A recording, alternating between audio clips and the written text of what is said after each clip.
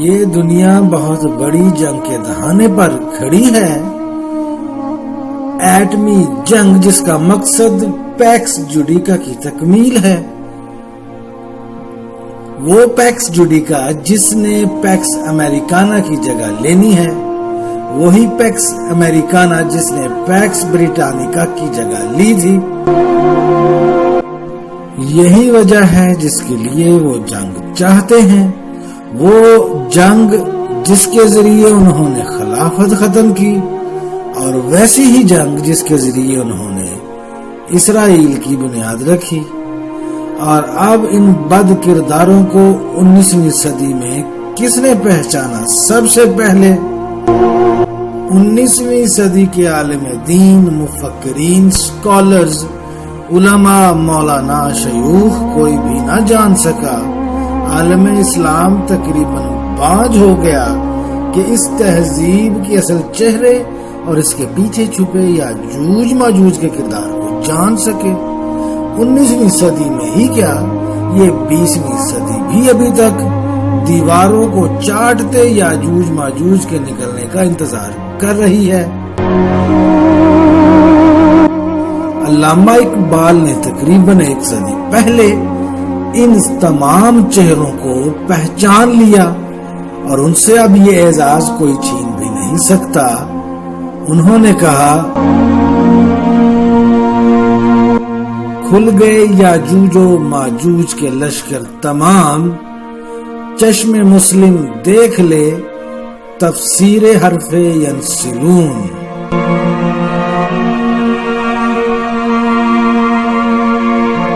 اس شعر میں سب سے اہم خوبی یہ ہے کہ قرآن پاک میں موجود لفظ ینسلون کا استعمال کیا گیا، وہی حرف ینسلون جو یاجوج ماجوج کے لیے بولا گیا۔ صرف ایک سکالر پوری امت مسلمہ میں جس نے نہ صرف انہیں جان لیا بلکہ یہ دعویٰ بھی کیا کہ وہ ہر طرف سے امت پر چڑھ دوڑے ہیں۔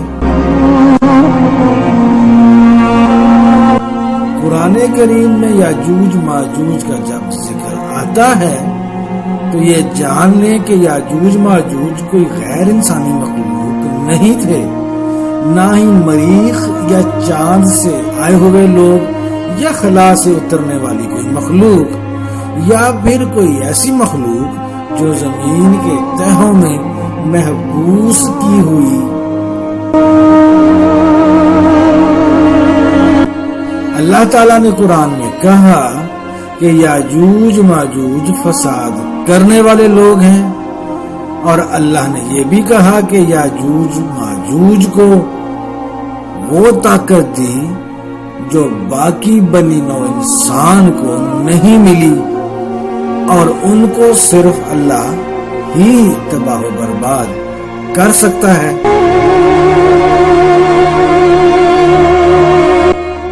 وہی قوم ہے جس کے فساد کو روکنے کے لیے ذوالقرنین نے بند تعمیر کیا اور انہیں روک دیا۔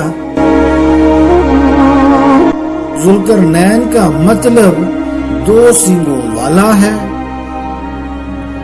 اور 2 زبانوں والا بھی، اور ان دونوں مطالب کو درست تسلیم کیا گیا ہے۔ یہ سورہ کہف ہے جس میں ذوالقرنین کا ذکر آیا، وہ ذوالقرنین جس نے اپنی طاقت کا اظہار 2 دفعہ کیا اور 2 دفعہ یاجوج ماجوج کو شکست فاش دی۔ پہلی بار اس نے یہ بند تعمیر کر کے کیا، اور ہم جان چکے ہیں کہ وہ کہاں پر بنایا گیا۔ قرآن میں بتائی گئی نشانیوں سے ہم اس جگہ پہنچے، یعنی کوہ کاف کی پہاڑیوں پر، جہاں پر بلیک سی ہے اور کرائمیا کی ریاست ہے، اور اسی ریاست کی بلیک سی پر آج حکومت ہے۔ اگر آپ کرائمیا کو کنٹرول کر لیتے ہیں تو آپ بلیک سی کو بھی کنٹرول کر لیتے ہیں۔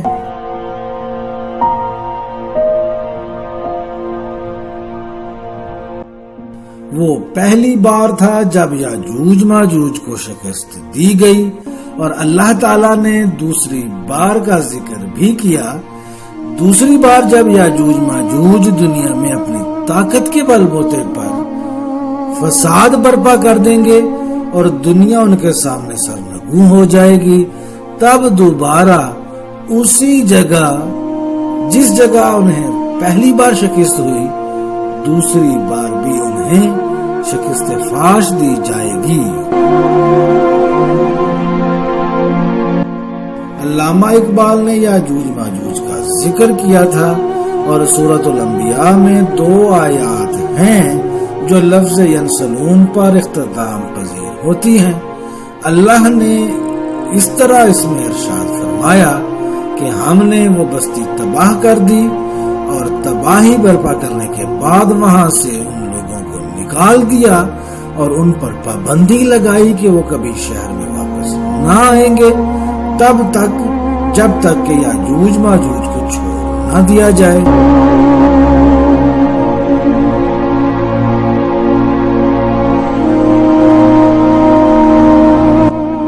علامہ اقبال اس حقیقت کو جان چکے تھے کہ خلافت کا اختتام یاجوج ماجوج کی نسلوں کے ہاتھوں ہوا ہے، اور یہ بھی جان لیا تھا کہ اب کبھی خلافت قائم نہیں ہو سکے گی جب تک یاجوج اور ماجوج کو شکست فاش نہ ہو جائے۔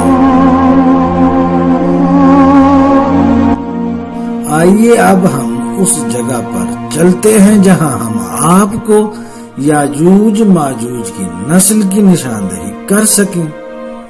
یہ کہنا کافی نہیں ہے کہ یاجوج ماجوج یورپ کے عیسائی یا یورپ کے یہودی ہیں، کیونکہ اگر بات یورپ کے عیسائی اور یہودیوں کی ہوگی تو ان میں سے بے شمار مسلمان ممالک کے اتحادی رہے۔ تمام اہل یہود کو اور تمام عیسائیوں کو اپنا دشمن سمجھنے کی غلطی نہ کریں، یہ ایک اہم کانا بات ہے۔ آپ سب کو ایک قطار میں کھڑا کر دیں اور انہیں اپنا دشمن تسلیم کر لیں۔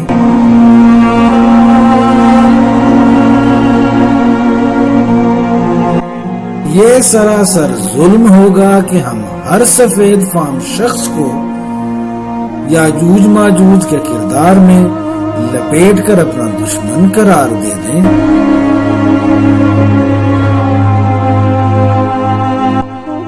ہم ان لوگوں کی بات کر رہے ہیں جنہوں نے اس شمالی علاقہ سے ہجرت کی، اور ہجرت بھی کی تو یروشلم کی طرف حضور صلی اللہ علیہ وسلم کی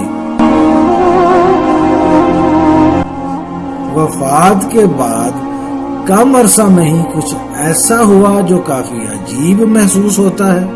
جو زمین کے اس حصے پر رونما ہوا، اس بند کے ایک طرف ایک قبیلہ جو خازہ کہلاتا تھا مکمل طور پر یہودی مذہب اختیار کر گیا، اور دنیا نے پہلی بار دیکھا کہ کوئی غیر نسلی لوگ یہودی ہو گئے۔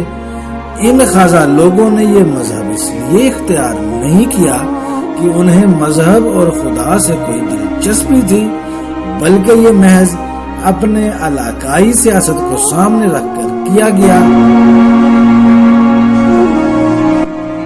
580 قبل مسیح میں ترکی کے رہنے والے قبائل نے اپنے جنوب میں بسنے والے خازہ قبائل کے ساتھ جنگ کی۔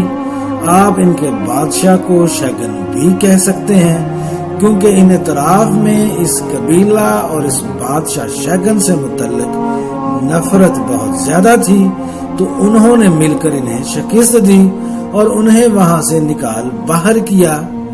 جنگ کے اختتام پر شکست کی وجہ سے قبیلہ تتر بتر ہو گیا۔ کچھ قبیلہ کے لوگوں نے جنوبی علاقوں کی طرف ہجرت کی، رومینیا اور ہنگری چلے گئے اور خانہ بدوشی اختیار کر لی۔